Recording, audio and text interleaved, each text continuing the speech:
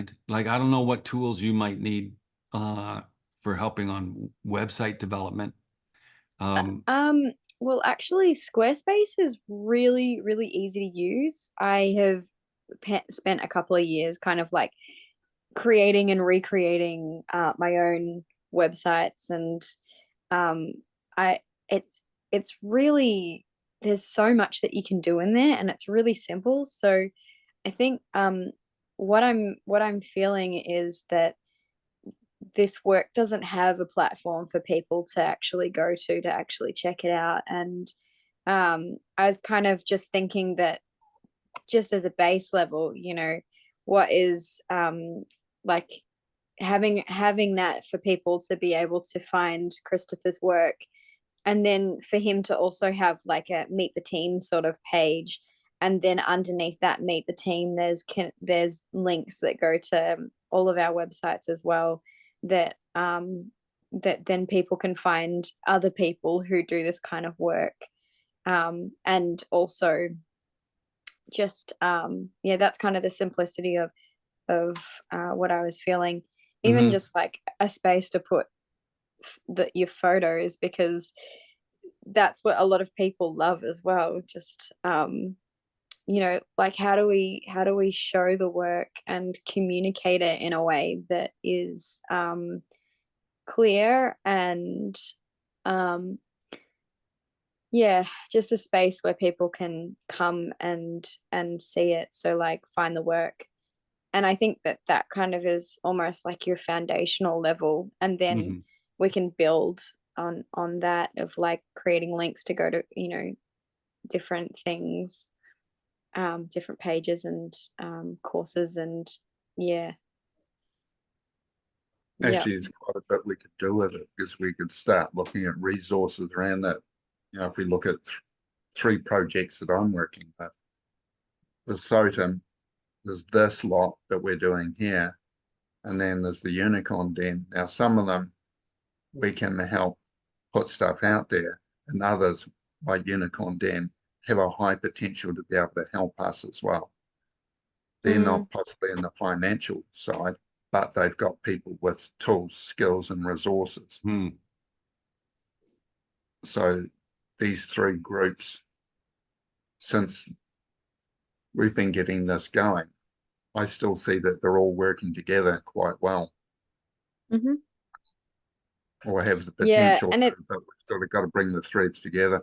But as you say, yeah, meet the team, that stuff, all these ideas, I'm just going, yes, yes, yes, yes. yeah. I just feel like that there kind of needs to be a bit of a central point, and but Yeah, like the real focus for me is just on like creating a foundation for the work that you do, yeah, and so that people can find, I mean, people have already found it on Facebook, and that's yeah, fantastic, but like just to create a space where they can also find you as well, and even book appointments. That's more the way that I was thinking, is like, okay, like how do we, yeah, how do we keep putting it out there that you know that yeah, you people can book appointments, and then they can refer it to other people, and that there's a team of people that they can also work with and connect in with, that are yeah, connected to you and everyone. So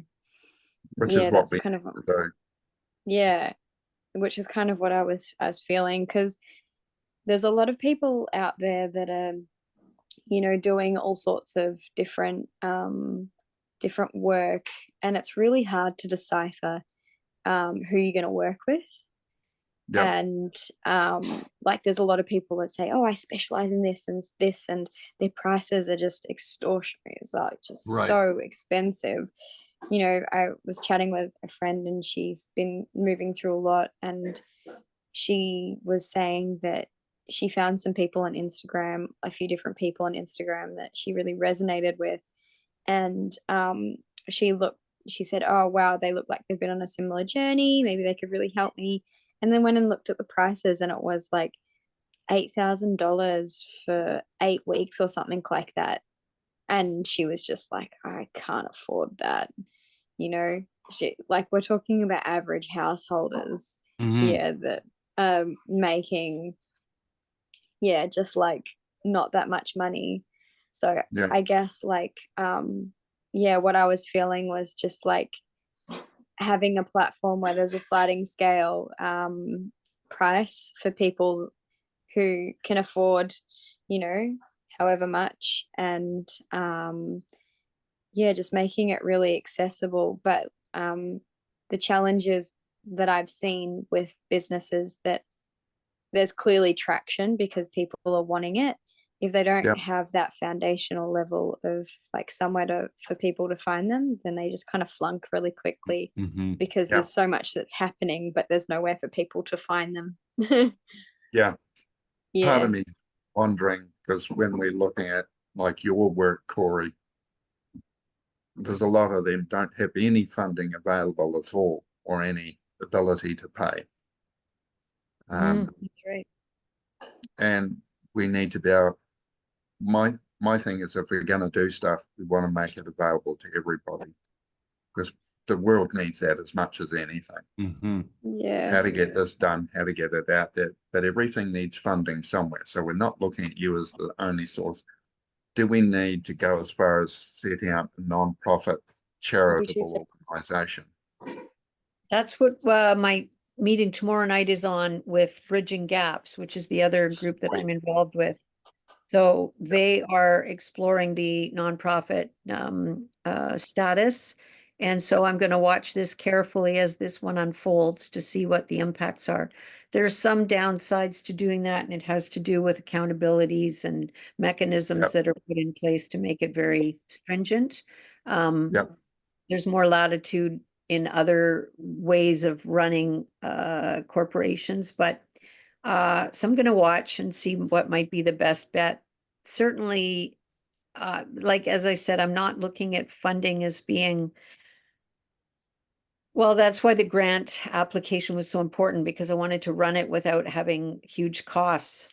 And so while Emily's off, I'll just tell you what happened briefly, if I may. Mm-hmm. Yeah. Okay, so I think I explained to you, I'd submitted this grant. Well, I gave it to Lori and asked her if she could put the Whisper program in a template. She did. Within 2 days. We decided begrudgingly to partner with the FNC, my previous employer, because Which it was is known, FNC. is the First Nations Chiefs of Police Association. That's who I worked for, doing the MRP, Matrimonial Real Property Training. And it was kind of it was a bugger of a course because they didn't give me any support to do the course. I couldn't get into a lot of the services to do the teaching. They really didn't have time or interest in hearing the program. So I was fighting all the time to try and get this thing delivered. And when Lori came on board, then I was able to do online version and so offer that up. But then the ISC, the funders for, this is going on way too long. Well, it's an update. We need an update. Yeah. Yeah. How's the Okay, grant so- doing? Yeah, so because the two things tie into each other. MRP, the program that I was on, was this kind of sinking ship, but I managed to pull it out of my ass at the very end by bringing Lori in, because she was able to add an online portion that I wasn't able to do. So now I've got more content to give them. And then they said, well, give us a proposal for the next year. And so Lori and I put together this proposal that we would do MRP. And then while we were doing that, we saw this grant opportunity for Whisper. She put it in the Indigenous Girls Framework and in a grant application, sent it in. So now we've got a year proposal for MRP plus a grant opportunity. And we're thinking something's going to turn up. Well, what happened was zero. I was told by the funders, Indigenous Services Canada, in my monthly meetings, Corey, we love what you're doing. We will fund you another year, but it goes to the FNC, who then contract you. But they were interested. It's the FNC, I keep poking them saying, where's the next contract? And they said, sorry, it wasn't accepted. The one that I had done that was supposedly going to ISC, but ISC told me they never received it. So there was a lie. So I'm going, okay, well, clearly they don't want my services. But what they did say was, we have an extension. We didn't get more funding, but we do have a little bit of money left. So you keep going. And I said, well, I'd like a contract then, because I'm not going to keep working on something that's expired. Nothing came in, nothing came in. Then on the 17th of May, the Indigenous Partnership Fund, the UNDRIP grant proposal for Whisper came through, and they notified the FNCPA that they wanted to go ahead and do that contract, except that they had less than half of the funds available. Would we still be interested in doing it? Well, FNC did nothing. They sat on that information for 10 days. And on the 27th, I got a phone call from my former boss, Len, who doesn't really want me there. And he said, can you be on a call? I think it has mostly to do with I am not Indigenous. I'm the only white person on the entire FNC executive that Okay. it just isn't the look they're going for. Anyway, I said, yes, I'll be on the call. And it's the UNDA, the UN Declaration Act people from the federal government who tell us that they love the program, that they have found money, but they only have this much. Can we do it in what is now, instead of a year, we've only got 10 months. Can we still do it? I said, absolutely. And of course, my boss and the other people from FNC have no idea what I'm proposing, because it's my program. I just had them put it through as in their template, and we did it in like 24 hours. So they really don't have much idea as to how this program's going to roll. And Lori and I were very careful in not giving too much information in this grant application about how we would do the Whisper program, because there was a clause in my former contract saying anything I produce, they own the intellectual property for, Right. while I'm on that contract. So I thought, oh, we don't want to be giving them. So listen what happened. After UNDA got in touch and we're all sitting there, and I say, yes, we can do this. And they said, great, we're going to backdate the contract to the 17th of May. And I'm thinking, okay, I'm going to get mine from FNC to sign. And Lori and I head up to Manitoulin and we do all our meetings. We get all of our people on board. We're good to go. I get back. I'd sent off a notice to my both UNDA and FNC saying, yes, we're ready to go. Just send me the contract and we'll start. And I get this. I would share screen, but I'll just read it. Hello, Court. This is from my boss, my former boss, who was not supporting me on the MRP. And now they've got a grant that they didn't put in, I did. And they will get $10,000 out of that grant for doing nothing but giving me the money that has been allocated. And this is, Admin. yeah, admin fee. And this is what my boss says. Hello, Corey. I hope you are well. The MRP and UNDA projects came up at our executive meeting yesterday. They had several concerns that they asked me to address with you. This is bullshit because it's hemp. The other two are not problematic at all. They want to ensure that with the added UNDA work, the MRP will continue to be a priority and that they have a good MRP activity plan to fulfill our commitment to our long-term funding partner, ISC. That would be, by the way, the year-long program that I submitted that they didn't send into ISC. So it's already done. With the remaining financial resources in that budget, they also wanted to see a more MRP training. Why can't I move this? I'm trying to move it over. More MRP training in Southern Ontario and Quebec. That they said that if necessary, we will contract someone else to take the lead on the UNDA project, allowing you to concentrate fully on MRP. I advised them I would discuss this with you. So do you know what that's saying? You can only have MRP. That's kind of what they're saying, and that they're planning to hire someone to run my course. Right. I've just given them the program, and now they technically could own it. This is the Ways of Warrior Women course Yeah. or the MRP course? No, MRP is what they wanted me to do, and it was a brutal experience because I got no support and I couldn't get into the First Nations police agencies other than about 5 to do the training. So they kept saying they wanted that, and then at the end of the contract, I didn't get an extension from them, even though I was Mhm. told by the funders they liked what I was doing. They wanted me to continue, but my bosses didn't extend it. And now he's saying, well, you're not doing that. Basically he's giving me shit for not having done more, but they haven't given me a contract to sign. And now they're saying, we think we'll hold back on the other one, knowing that it's my program and that I can do it in my sleep. And they aren't paying me to do that one. Like there's no salary associated, or very little salary associated to that one. Anyway, so I had Lori and myself and Kai. Kai is my mentor. He's a former chief of police. And we came up with a response. And so just because I feel supported by you, I'm going to read it to you. It's rhetorical. Do you want to hear my response? Yeah, it's not Go going for to. it. Okay. Yeah. Yeah. So this is what I said. Where did that go? No, it's sent. And I said, yes. Hello, Len, Jerry, and Karen. Thank you, Len, for the update and for sharing the executive's concerns with me.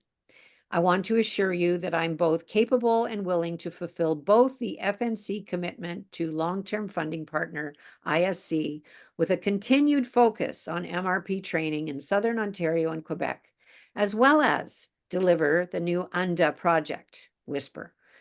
Feedback from the ISC team indicated they were interested as well in having the newly developed Train the Trainer program delivered more widely with support from the FNCPA for the services areas we are targeting. We received excellent evaluations from the last live training session we facilitated for APS earlier this year and have incorporated this feedback for future workshops. This is all on MRP, by the way. As requested, I sent the MRP project extension proposal 24-25 on March the 8th and have been waiting for a copy of my contract extension and confirmation of remaining budget so that I can proceed with the MRP program commitment. I hope that doesn't sound too sarcastic. No. With regards to the UNDA project, the proposal was based on a safety program I personally developed and delivered for 25 years with the Ottawa Police, although modified for this specific project. Even with the original submission, we had included part-time hours over the term of the contract, so there would be no interference with the MRP program. In addition, I believe that working on the UNDA project, which includes participation of community service police officers, will open additional doors and opportunities for collaboration between the FNCPA and its members, both with the MRP program and other potential programs in the future. Please let me know how you'd like to proceed or when you will be scheduling a phone call with the executive for further discussion. Best regards, Corey. When did you send that? About 3 hours ago. So that sounded great. Mm. And, but you know, one of the things that pisses me off is politics. And, you know, when you start thinking about setting up a nonprofit, then all of a sudden you got a board of directors, and then all of a sudden you got rules. And now, like, I just went through this 2 years ago, trying to set up a new secondary education online learning website with 20 faculty across Canada. And oh my God, did we ever get bogged down in infighting? And then people wanted, you know, we needed insurance. And then all of a sudden now we need to have ways of vetting people's content and contributions. And now we have to be able to have a rule that says, well, we can kick people out if they do this. And this was the week after I came back from meeting you at Manitoulin Island, by the way, which I got COVID from that guy with the long, the tassels, that was dancing in Peter's face.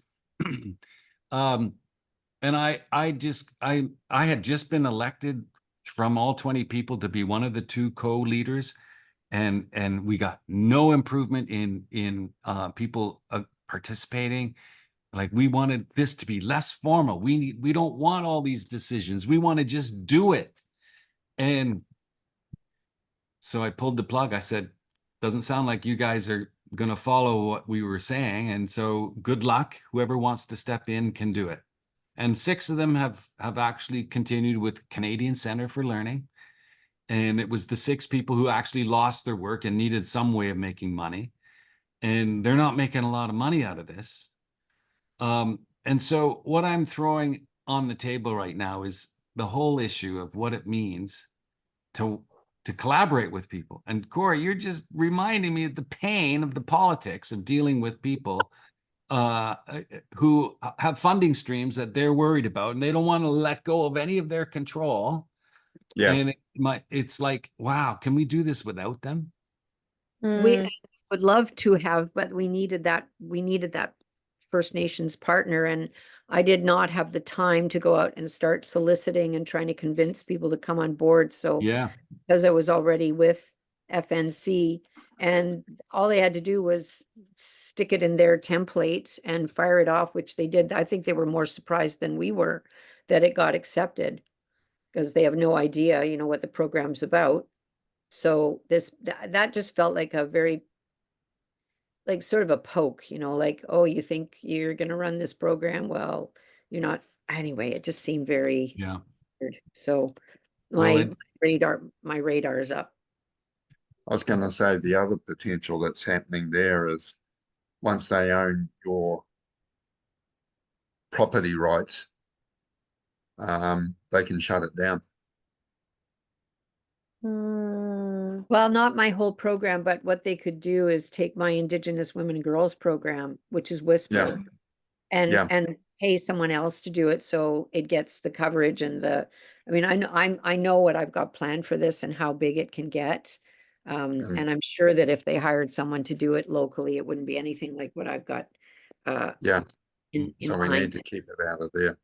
Yeah. So what I'm going to do your thing, Emily. What I'm hearing is we want to try and keep it out of the official structures as much as possible, working within our own community, bring on people who can work in community so we can support each other. Your thing about, Corey, where you mentioned too much detail, you know, too much to go into. Essentially, if we're doing this and working together, we're going to have to be able to cover everything, talk about anything, support each other. So if we're trying to keep out of the official systems, Emily, if you have any areas in this where let's see how we set this up and make it work. And a lot of it is just following our noses as we go, like we've been doing already. Working with that, because still, I say the way forward is learning to work in community. So it sounds like community mindset it has to have everybody on board with the same mindset, right? I think everybody on board, but we don't necessarily, there is a yes to that and there's a no to it. We need people with difference of opinion to open discussion, because if we all just jump on board with something, we often don't see the bits that we need to look at to make it run smoothly, make it run effectively. You know, because people have good ideas and we've got to be able to drop them in an effective way. We want effective ideas that can be dropped in an effective way. But I mean, like the core essence of people's motivation is more what I'm meaning. Like you need a similar motivation. Totally. Not this is a way that we can make money, or you know. My motivation is how do we help people? Yeah. Yep. Totally. And I'm not saying that. Actually, let me put it this way. I totally agree that this is about learning to work in communities. Yeah. Even though I've had the experience of what it's like among like-minded people to try and create something. And so I guess I should be willing. I guess I have a higher image of what it likes to be, what it means to be in community. It's like, people need to let go of some of their egos. People need to let go of like some of their need to be right. Some of the people have to be willing to move when there's huge uncertainty because we don't know the answers. Yeah. Mm. And so then the other part of me says, well, this is how, like, it's organic. You know, there are Yeah. all sorts of people doing this kind of stuff, like what we're doing Yeah. in their own communities. And there are these little self-organizing collectives that are like little organisms starting to grow and get bigger. And part of Emily's first point was like, well, we just need a way of getting a central location where people can find those things. Yeah. Like Yeah. a directory sort of thing. Yeah, Yeah. I love that idea. That's a great, and then on Whisper, we can do the same thing by linking to your website. I'm just cognizant of my other Zoom, my other. Oh, program yes, you on, have another so I'm Zoom. gonna go, yeah. Yeah. So thank you both, all of you, for being here tonight and listening to me go on and on about my ideas and problems and challenges. So I put 2 presentations in there if you wanted to look through them. They're just, or save them. That is Yeah. what I want to be able to somehow put into modules, and some of that stuff will go into content down the road. We looked at this stuff last week, and this is part of the stuff I could carve up into little videos. Yeah. But it was totally informal. You probably present it a little more structured. But yeah, Emily and Chris, grab those, download them, and take a look at them. Downloaded them already, got them And- there to go. The quick question, Corey, and you can take this with you as homework. How can we help you? Oh, well, so far this has been wonderful because what I feel is completely supported, and both with Emily and Glacier's input around what's possible for the tying into the Indigenous, but also what the challenges bring and what we can create together is just amazing. So what I need right now is to get through this grant opportunity. Now, because you're in New Zealand, and any of the grant opportunities you would be able to access wouldn't apply for us.